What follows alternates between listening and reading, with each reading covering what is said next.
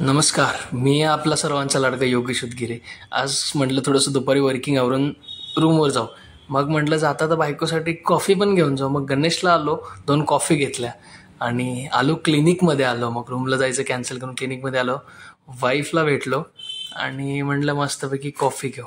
बस म्हटलं तिला, मी आज कॉफी देतो तुला. मग कप होता, कपामध्ये मस्तपैकी अशी कॉफी फुल कप भरलाय बघा. असं कप भरून कॉफी प्यायची एक मजा वेगळीच असणार आहे. मग म्हणलं 1 कप तिला देऊ, 1 कप माझ्यासाठी.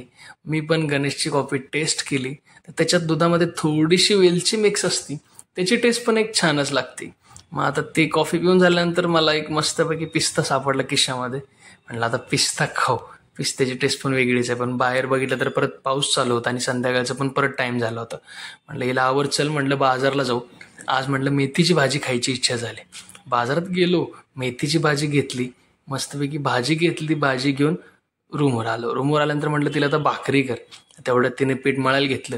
भाकरीचं वगैरे पीठ मळायला तिने चालू केलं, पट पट पट पट. म्हटलं आता जमते का बघू, म्हटलं तिला आता कशी करते काय करते.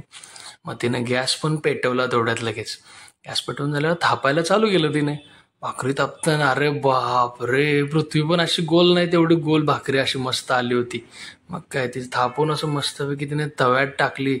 तव्यात टाकून झाल्यावर त्याला असं पाणी वगैरे लावून असं मस्तपैकी टेस्ट बनवायला लागली. ही काय करते, भाकरी बनवते का मजा करते राव, एवढी भारी भाकरी. अरे माझ्या तोंडाला अशी चव सुटली ना, कधी एकदा भाकरी काय नसं झालं.